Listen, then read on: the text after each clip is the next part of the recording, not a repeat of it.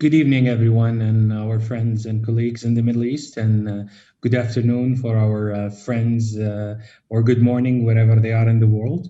It's a great pleasure to be with you here this evening. This is Adil Azani. I'm a stroke neurologist from King Saud University in Saudi. This is an honor and true privilege to be with you in this joint MENA Sino and Alexandria Neurological meeting. It's a great privilege and honor to introduce my mentor and world figure in stroke, who doesn't really need an introduction. He's known to everyone. Prof. Louis Caplan, who's a professor of neurology and vascular neurology in particular at the Distal and Deaconess Medical Center at Harvard University. Prof. Louis Caplan he was born in Baltimore, Maryland, and did his college there. Then did his medical school in Massachusetts, and also did his residency. He was inspired by giant neurologists to become a neurologist. And then he was inspired by Miller Fisher, where he joined him as a fellow. He afterwards, after finishing, he started as an attending and assistant professor in PI and Harvard Medical School, where he established the New England Stroke Registry with J.P. Moore. Following that, he moved to Chicago and was the neurologist in chief and the chairman for neurology for almost a decade. Moved then back to Boston, so he couldn't resist being away from Boston. At this time at Boston, at Tufts University and Boston Hospital. Stayed for I think another decades, and then came back to PI, where he's still there, having his famous Thursday stroke rounds, which is a mixture of clinical pearls and wisdom and a lot of history. For those who doesn't know, Dr. Kaplan had a major in history, and he is a talented tennis player.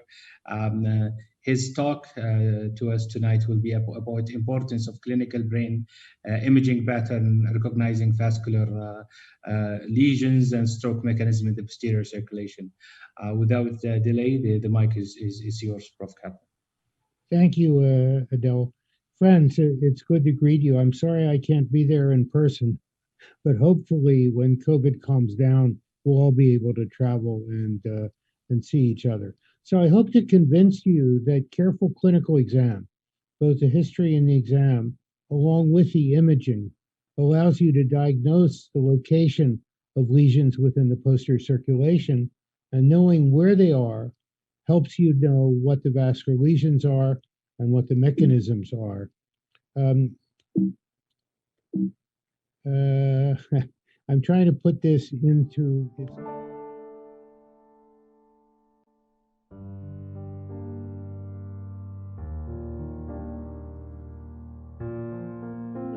I put this all in a monograph book that is out, but I'm going to try to today, in a briefer period of time, go through it. So the anatomy is the neurologist, the neurointerventionalist, and neurosurgeon's friend. It's created to make things simple for us. So I want to convince you that dividing the posterior circulation into three parts, proximal, middle, and distal, is very helpful. So we look at the proximal part. So it's the area where the vertebral arteries join together to form the basilar artery at the junction of the medulla and the pons. So everything that's fed by the vertebral arteries is the proximal system. So it's the vertebral arteries and their large branch, the posterior inferior cerebellar arteries. Now, these lesions are usually unilateral, and in the medulla, they involve mostly the tegmentum, and the symptoms are vestibulocerebellar, one-sided, or if you have PICA, they're mostly cerebellar. Now, when we move to the middle posterior circulation territory, we're dealing with the pons, and lesions involve the basilar artery or small basilar artery branches, and they are mostly motor and oculomotor and often bilateral.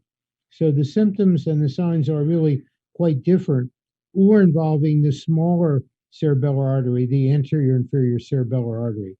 Now, when we come to the bifurcation of the basilar artery, then you have the distal system, which includes the superior cerebellar artery, the posterior cerebral artery, and these small little branches to the thalamus and midbrain. So the signs are quite different. Also, it's been helpful to have the cerebellar arteries in each part of the system. So in the proximal system is the posterior inferior cerebellar, which supplies the back undersurface of the cerebellum. In the middle territory, you have the anterior inferior cerebellar artery, which supplies a small part of the cerebellum. And then in the distal territory is the top of the cerebellum, or the superior cerebellar artery. So often, by just doing a sagittal T2 weighted film, you can see where the rostrocaudal level is.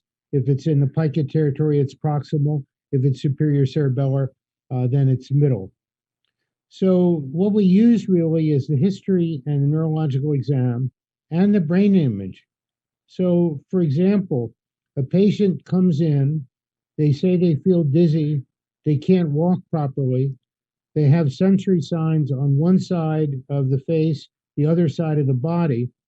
So we know that they have a lesion in the proximal system, in the medulla, but the MRI only shows a recent occipital lobe infarct. So we know the patient has a proximal and distal localization.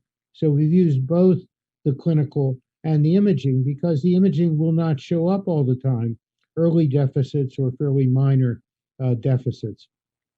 So we collected this material in a fairly large registry of over 400 patients. And one of the surprises was that the most common lesions were actually in the distal system.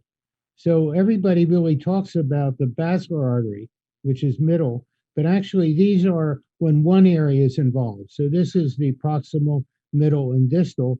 And then when multiple areas are involved, it's still the distal infarcts, which are more common, though these are not written about as often. So let's look at the proximal intracranial territory a little bit more detail. So here's the vertebral artery. The posterior inferior cerebellar can come off at any level.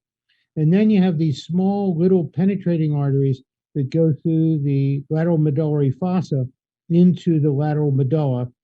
And you have the anterior spinal arteries, which are branch joins in the middle. So you only have one of several syndromes, either a posterior inferior cerebellar artery infarct, a lateral medullary infarct, or a medial medullary infarct if this is involved. Now, if there's a long lesion, it could involve both the cerebellum and the lateral medulla. And if there's a lesion in this area, it could involve both the lateral and medial medullas. So here are these tiny branches. This is the vertebral artery, and this is PICA. Look at these little vessels that come off the vertebral artery that penetrate into the lateral medullary fossa. And what you see here, these are the distribution of the lateral medullary vessels getting the restiform body and the rest of the tegmentum of the medulla. And the medial here involves the pyramid and also the 12th nerve fibers and the medial lemniscus. Miller Fisher years ago looked at the pathology, and what he did was look at the brain infarct. So this is a patient in which has an infarct in the lateral medulla spreading down near the olive, and the occlusion is in the vertebral artery. So he was able to determine that lateral medullary infarcts are usually due to large artery occlusions involving the vertebral artery intracranially, or one of these tiny little branches in people with hypertension who have branch artery disease. And the clinical symptoms are fairly typical. So it involves the spinal tract of 5, so ipsilateral face, the spinothalamic tract, contralateral body, the restiform body, so the patients lean to one side. They have nystagmus. They may have a Horner syndrome. And if the nucleus ambiguus is involved, they may have hoarseness and difficulty swallowing. So fairly typical clinical syndrome that could be missed actually by brain imaging. And this is what it looks like when you do have an MRI that shows a lateral medullary infarct.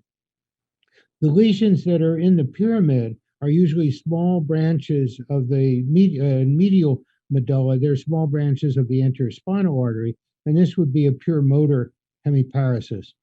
Desjardins pointed out years ago that occasionally you get both the medial medulla and lateral medulla involved, so that you have weakness on the opposite side of the body along with the lateral medullary syndrome.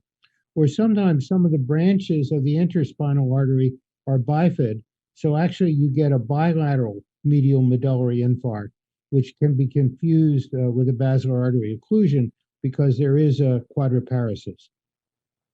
Now, the posterior inferior cerebellar artery, as you know, has a lot of different loops, and here is a very large infarct involving the PICA territory. If you do a sagittal T2 weighted film, you can often see it underneath here. So this would be a typical PICA infarct. So you know it's proximal territory. If it were anterior inferior cerebellar, it'd be over here. And if it's superior cerebellar, it would be over here. So you can localize the rostrocaudal level using that and the clinical. And the clinical symptoms are fairly typical of either a big PICA infarct or a hemorrhage. The patient is right away unable to walk, and sometimes they can't stand unsupported. They veer or lean. They usually vomit. They have a headache, and they feel dizzy. When you examine them, you can find the ataxia. They often lean to the ipsilateral side or backward, especially when sitting. They can develop a sixth nerve palsy or an ipsilateral conjugate gaze palsy. They have slurred speech. The limbs on the same side are hypotonic, and occasionally they will have an ipsilateral seventh nerve palsy, and they may have a diminished ipsilateral corneal reflex. This is an involvement of the cerebellopontine angle when the lesion is fairly large. What you look for when they're herniating is a bilateral horizontal gaze problem and bilateral upgoing toes. So we look at, in our registry, the localization. The commonest were in the cerebellum, much more common than in the medulla, and only about a fifth actually involves the medulla and pica. So they're usually they're usually cerebellar infarcts, and the cerebellar infarcts are usually caused by embolism to the vertebral artery, whereas the lateral medullary infarcts are usually in situ occlusions of the intracranial vertebral artery or occlusion of those small branches in people with hypertension. Now, if we look at the vascular lesions involved, they're usually either the origin of the vertebral artery in the neck, so the extracranial vertebral artery, or dissections in the extracranial vertebral artery, or intracranial atherosclerosis or dissections. So usually the atherosclerotic lesions either involve the subclavian and this first part of the vertebral, just like you see in the carotid, or when the vessel goes intracranial, whereas dissections often involve the area that's not anchored here between the origin and when it goes into the bone and when it comes out of the bone. We'll talk more about that later. This is a typical atherosclerotic lesion right near the origin of the vessel. And here is another one right at the area just above, a fairly tight stenosis of the vertebral with poststenotic dilatation. What happens, and I think it's important to understand the pathogenesis, is the vertebral artery is quite different from the carotid.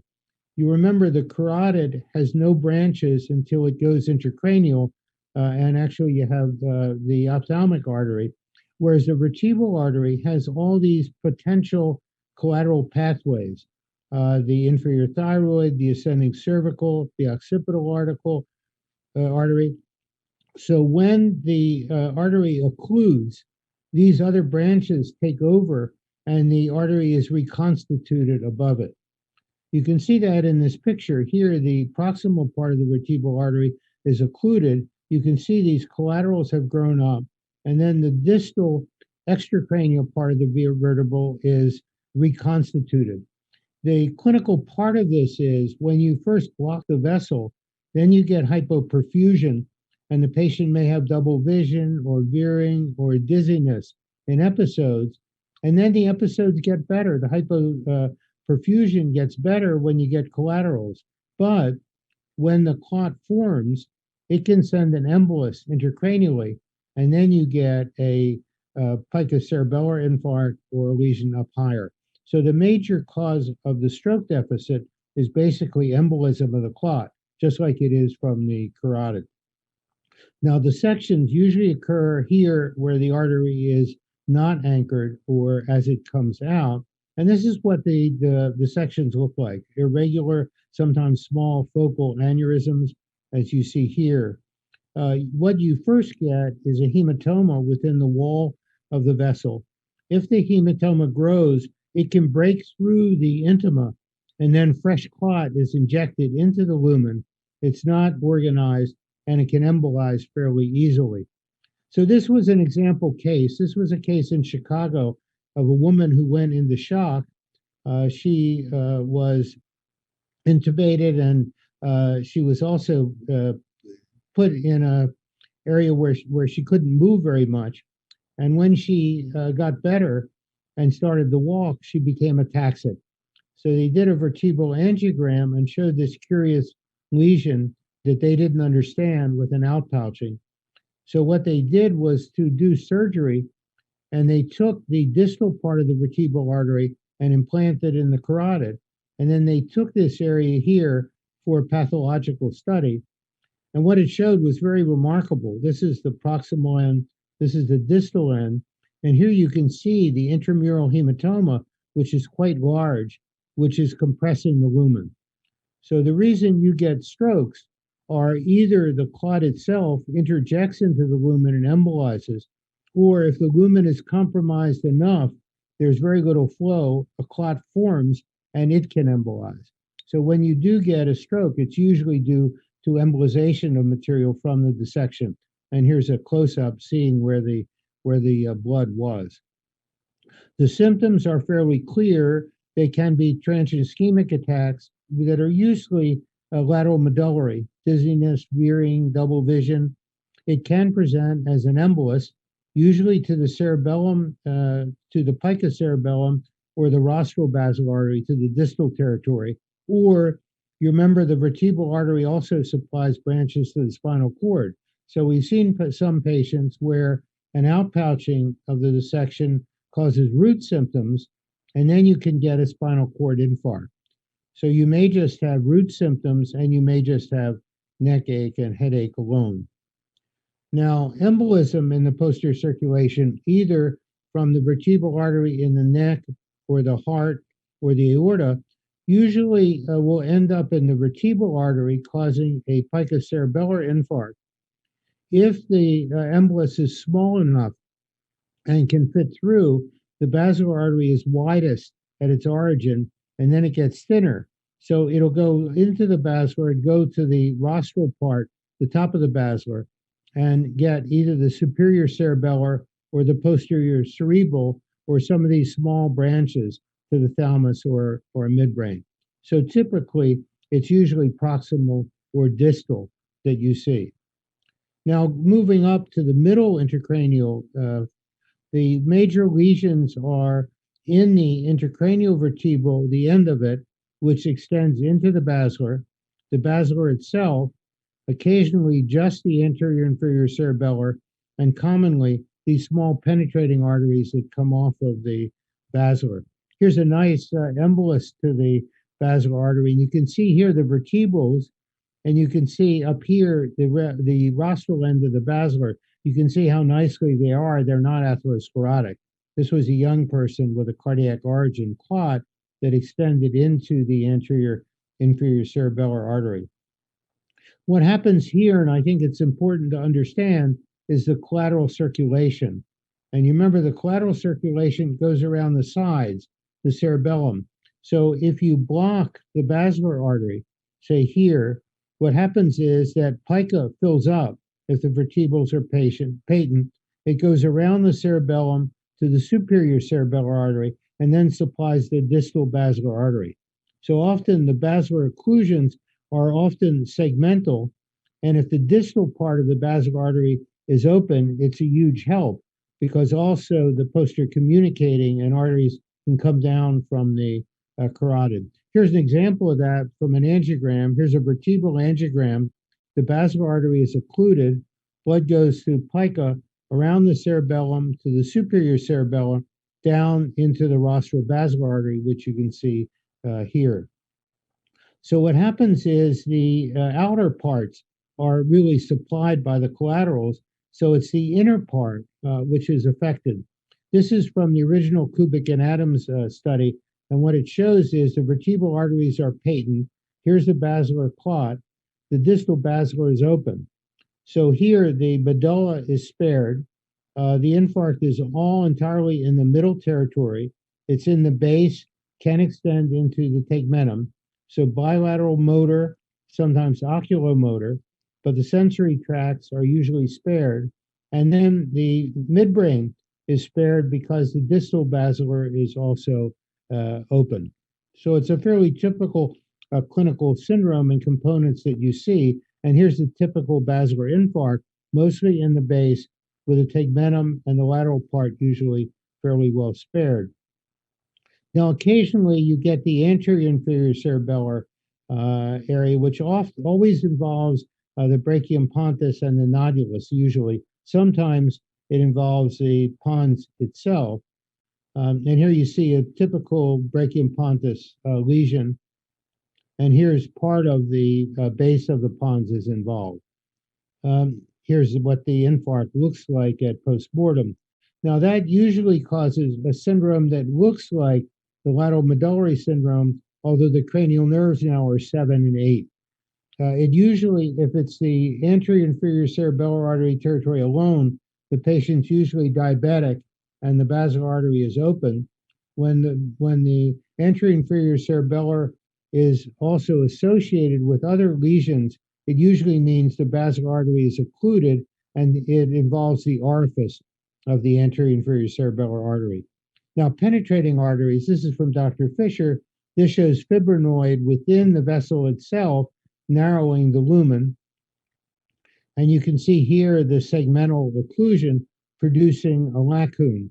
You can also get a plaque within the parent artery that blocks the branch or extends into the branch, or a little microatheroma that forms at the orifice of the branch. Here in cross-section, the basilar artery looks fairly much open, but the infarct is in a penetrating artery distribution. So here's a paper from Pierre Amarenko where the patient has a lacume. You can see the infarct here and here. The basilar artery looks patent but somewhat irregular, and a cross-section, a high resolution, shows within the basilar artery there's a plaque, and that plaque blocks the orifice of this penetrating branch. So usually when the distribution is just a penetrating branch, the basilar artery itself is almost always patent. And the branches are one of these either large paramedian branches. Sometimes the branch comes out from into the tegmentum, or it can be in this particular location. This patient would be a pure motor hemiparesis. This would be an ataxic hemiparesis. And here's the difference. If you involve the basilar artery right at the orifice of the peel surface, you get a lesion that looks like this. This is a plaque in the parent artery, and this would be a lesion within the penetrating artery itself. Here's an example of an MRI showing a patent basilar artery, and here's what it looks like at postmortem. The other lesion I was trying to show in this part, which comes from these penetrating arteries, you often see a lateral tegmental hemorrhage, which can hockey stick like this near the brachium pontus. This is where the sensory lemniscus is. So these patients have a contralateral hemisensory loss, and if it extends inward, they can have difficulty with eye movements, and they can have difficulty with sensation in the ipsilateral face. Extends up into the pons and actually into the midbrain, but it's almost entirely tegmental, doesn't involve the base, and doesn't produce any paralysis. An infarct can also occur in this area. So these are prototypic distributions that can be actually defined clinically by the clinical signs. Now, moving into the distal territory, so starting with the midbrain and thalamus, here's the basilar artery. The basilar artery comes around the midbrain. It gives off penetrating branches to the cerebral peduncle and the midbrain, and then it supplies the thalamus. Here is the paramedian artery, which would be getting the cerebral peduncle. And you can see you can get a peduncular infarct, which produces a motor stroke in a patient with a patent posterior cerebral artery. The thalamic blood vessels are not so complicated. They're the paramedian subthalamic vessels, which are often one vessel can give off both sides. They're the thalmogeniculate vessels, and then there's the polar artery, which supplies the medial thalamus. I'll show you some examples of that. So the polar artery, the thalmotubral artery, comes off of the posterior communicating, and then after the posterior communicating are the thalmogeniculate vessel branches. So the commonest infarct is this lateral thalamic infarct, which is usually a thalmogeniculate. These patients have a hemisensory loss, a slight hemiataxia, and usually the posterior cerebral is open. This is a paramedian polar territory. The other name for that is thalmotubral. These patients have mostly a behavioral disorder. They do less activity, but they don't have sensory changes or motor changes. And this is usually an infarct at the top of the basilar. It can be, it looks like a butterfly, one side or both sides. And these patients have difficulty looking up. They can't remember it, and they're sleepy. It's a fairly typical small embolus to the top of the basilar artery or involvement of the perturon artery, which can be bifid. So again, fairly typical clinical syndromes. Now, the superior cerebellar artery is the largest of these. It supplies the top of the cerebellum. It supplies part of the pontine tegmentum, but that's an unusual, it has to be a complete superior cerebellar occlusion. And this is like icing on the cake. So remember, I showed you a posterior inferior cerebellar. This would be an anterior. This is clearly a superior. So if you see this, you know the lesion had to be in the distal system, and it's almost entirely embolic. And this is the posterior cerebral, which has a variable distribution, but mostly the occipital and temporal lobes. Typical posterior cerebral infarct in a patient with a hemianopia, usually they're aware of the visual field defect. And you can see it here in an axial cut. So if you look at patients with left posterior cerebral occlusions, in addition to the hemianopia, they often have this striking syndrome where they can't read, but they can write. They can't name colors, but they can pick out colors and separate them. And occasionally they can't name objects very well. This was thought by Desjardins, the fact that they're seeing things with the right hemisphere, but in order to get it across to name things, the corpus callosum is blocked so that the patients can write because they're doing that with this side alone, but they can't name numbers and letters and words, and they can't name colors. That's the typical syndrome that you see. On the right side, it's a little bit different. They have a left-sided visual field defect. They often have neglect if the visual defect is large. They can't seem to describe things. So what does your wife look like? What does X look like? And also they may be disoriented to place because of the right posterior part of the hemisphere. They can also involve the hippocampus, and here you see patterns of the hippocampus being involved so that they may develop a memory defect.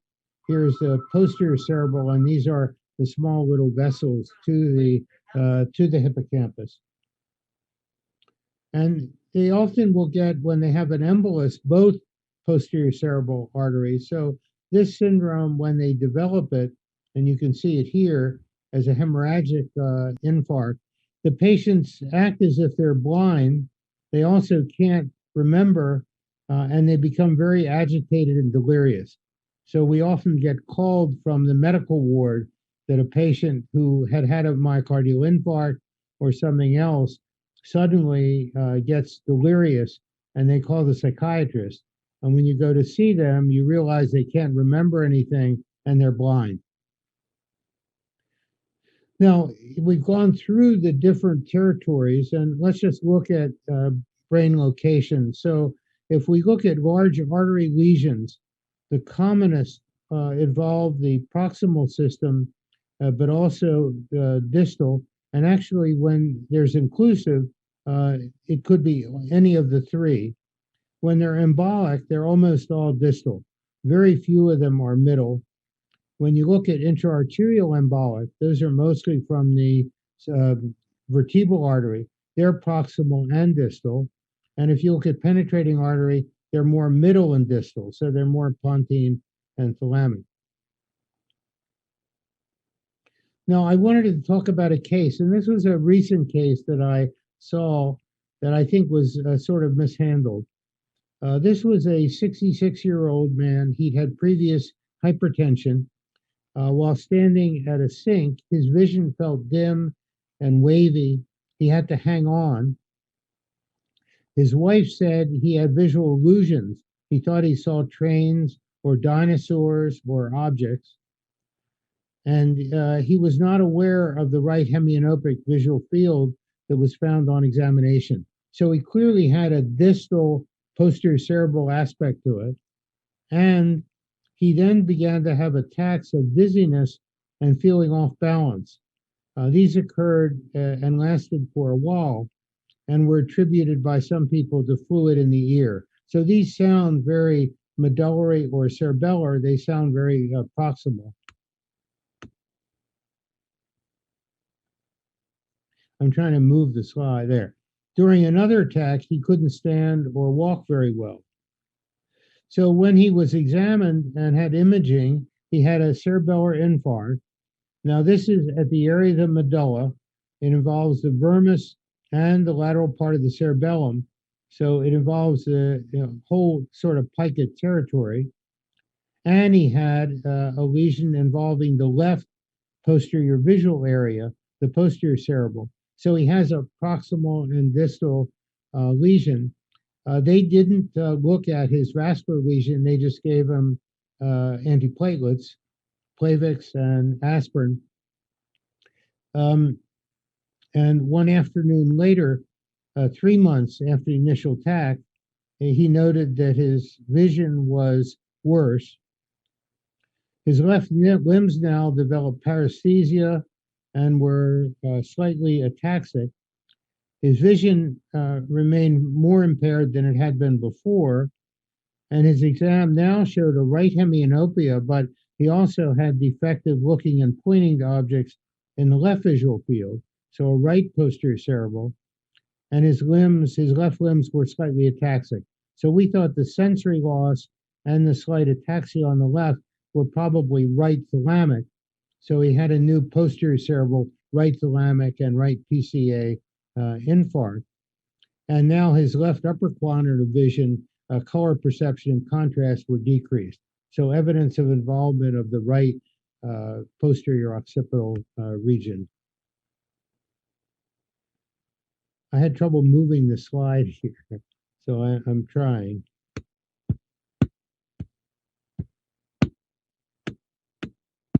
Can't move it. And here's his right thalamic infarct, so as suspected. And now he finally had an angiogram, and lo and behold, he has an occluded now vertebral artery, and you see all these collaterals that are starting to go. So he had some stenosis to start with, and then he had a clot develop.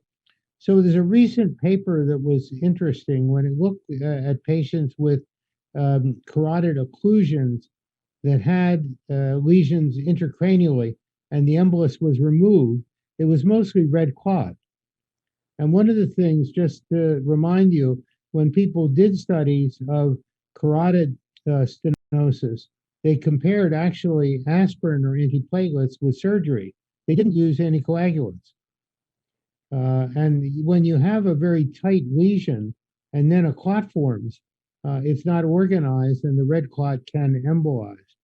So at the time these trials were done, people were using Coumadin, which was difficult. But now with the newer anticoagulants, I think there is a really role in people with either tight stenosis or recent occlusion of using a NOAC instead of the double antiplatelets. Everybody jumps to double antiplatelets for everything, but I think in some of these cases, a NOAC is easier to use. And if the vessel does occlude, it only takes a certain amount of time for the clot to organize. So it's actually short-term treatment. So there are two lessons in this case. One is that proximal and distal posterior circulation territory lesions are due to one of two things. Either the intracranial vertebral artery is involved and it causes a local problem in the medulla or PICA cerebellum and then embolizes up above, or an embolus from the heart or aorta or the vertebral in the neck embolizes, first goes to the intracranial vertebral causing local problem and then goes upstream to the branches. So the proximal and distal are either a local intracranial vertebral lesion that embolizes or an embolus from below that hits the vertebral and then goes up. Some intrinsic vascular occlusive lesions that harbor red erythrocyte fibrin clots are best treated with standard anticoagulants. I feel that very, very strongly. Let me see if I can move the slide. Sorry. There we go. So in summary, if you look at the proximal territory, their medullary infarcts are usually local intracranial vertebral artery stenosis or occlusions or involvement of the penetrating arteries. Cerebellar infarcts are almost always emboli from the extracranial vertebral or the heart or aorta.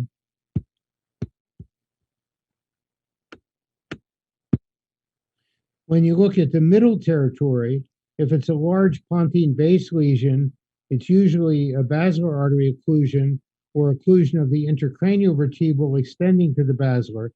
And then the cases are usually preceded by TIAs or fluctuating slight to moderate deficits. And the emboli cases that reach the basilar are mostly from the heart and are sudden onset of a severe deficit.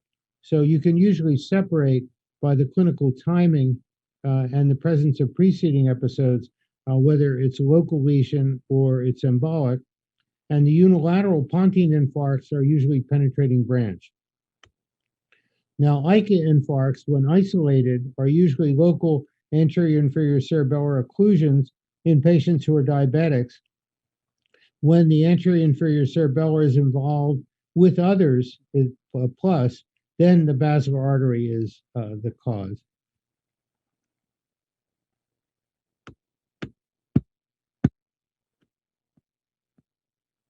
Now, when we look at the distal territory, a posterior cerebral artery or top of the basilar distribution are almost always embolic from the heart or the extracranial or intracranial vertebral.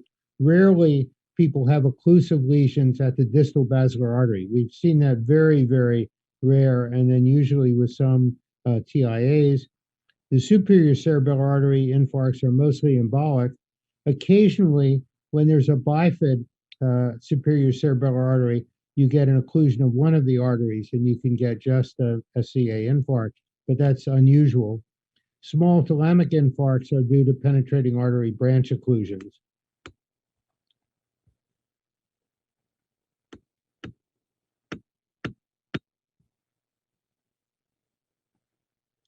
Now, when we look at proximal and middle, again, mostly attributable to disease of the intracranial vertebral extending into the basilar artery.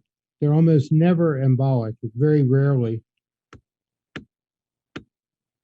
And if you look at middle and distal, they're basilar artery in situ occlusions in patients with preceding transient ischemic attacks and fluctuations. Basilar artery emboli in patients with sudden onset severe deficits. And pontine and thalamic lacunes developing at different times are due to penetrating artery disease. So those are middle and distal.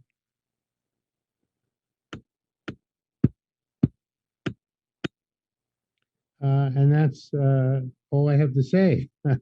um, I've gone very quick, and I apologize for that. But I think really the posterior circulation is something that non-neurologists don't understand at all. And we're lucky because it really can be divided up. And in the different territories, the proximal, middle, and distal, the clinical syndromes are very different. That we know what usually the usual vascular lesions and causes are, and we can use the imaging really to be more precise at what's wrong with the patient and can very quickly treat. So I think it is spending a little more time with the exam, but also using the clinical plus the imaging, which helps the interventionalist and the clinician pick out treatment. Glad to handle questions. Thank you very much. Very outstanding overview.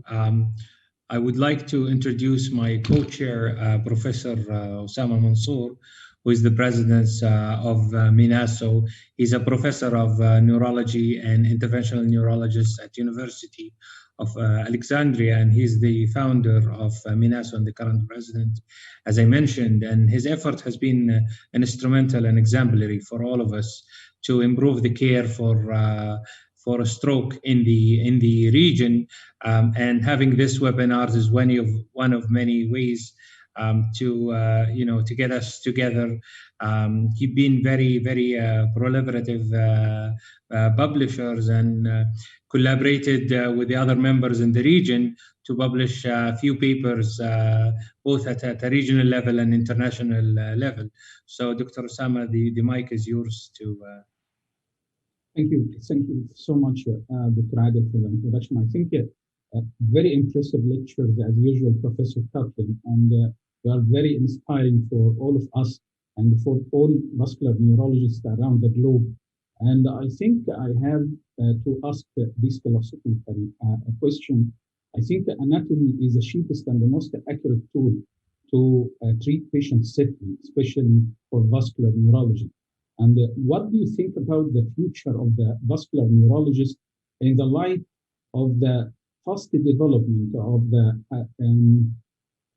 recent neurology and the recent vascular neurology arena, like artificial intelligence in neurology and the neuroimaging, and the moving from the conventional neurological examination to the scale paradigm of the scales examination of the patient and the automated scales domains. Do you think that still we need to learn our fellows the dense anatomical localization and neurological information to be equipped with such a very important and very valuable tool, which is the cheapest and the most accurate tool in our field? Well, if you ask anybody with gray hair that question, they're going to duck back.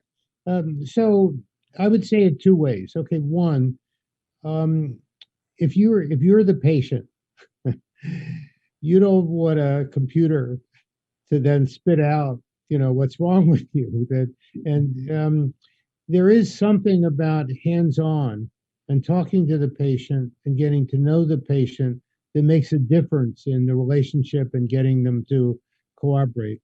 The other thing is that we're talking now about anatomy and where the infarct is, but there are lots of other problems, and there are comorbidities that are involved. And, the blood pressure, what's the blood sugar? Are they dehydrated? Are they hemoconcentrated? What's their platelet count? But also their social, religious, economic issues that get involved also about the patient themselves. Do they have somebody at home to help? Is their spouse alive? Are they risk takers? So getting to know the individual and the risk benefits of everything, I don't think the computer can do. So I think what the future is basically several things. Okay, one um, is the computer can help us with a lot of the things that I think the computer can help localize and define the imaging lesions itself. Um, the computer can't teach the neurologist a little more of the basic neurology of the clinical problem. So patients are going to have strokes anyway. And now the neurology training is so much on the very acute period that if you ask the people about aphasia or ataxia or hemianopia or visual neglect and dealing with the patient and the family of how to deal with it afterward, I think is going to be very important. So that's sort of getting lost. And it's hard to do that without being at the bedside. The other thing is, I think that neurology is also going to go from an estimate, from really an emphasis on this very acute period to more about rehab and recovery and using artificial intelligence and technology to facilitate recovery. There are many things we do that don't seem to help, and there are lots of things that do. So that's going to be sort of a next phase that I think is going to be very important because there's got to be a limitation to the acute neurology. Patients, if they're alone, don't get in. They may go to the wrong place. They may not have a spouse or way to travel. And even if they get to the right place, we're not going to cure everything. They're going to have deficits. So we need to really emphasize the clinical problems the patients have, their deficits, and recovery, and use the artificial intelligence for that. And there's not going to be any substitute for the bedside, even if it's really knowing the clinical deficits and also the person, the individual itself. So there's a place for it, but hopefully it's not going to replace us. Thank you very much, Prof. Caplan. Along those lines, I would like to take your input about the acute therapy in the posterior circulation. It hasn't been as effective when it comes to thrombolysis or mechanical thrombectomy. The recent data of mechanical thrombectomy with the BEAST and BEST, it was not as encouraging as what we saw in the anterior circulation.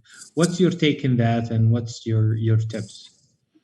Well, it's difficult to do trials because trials sort of lump everything together, and the flow and blood flow is very different. So I think we need to know a little bit more about how blood flow changes, and then try to know a little bit more about the clot itself and the details. So if it starts in the intracranial, if the intracranial vertebral and basilar are occluded, when you do your imaging, you often don't see the vertebral arteries themselves.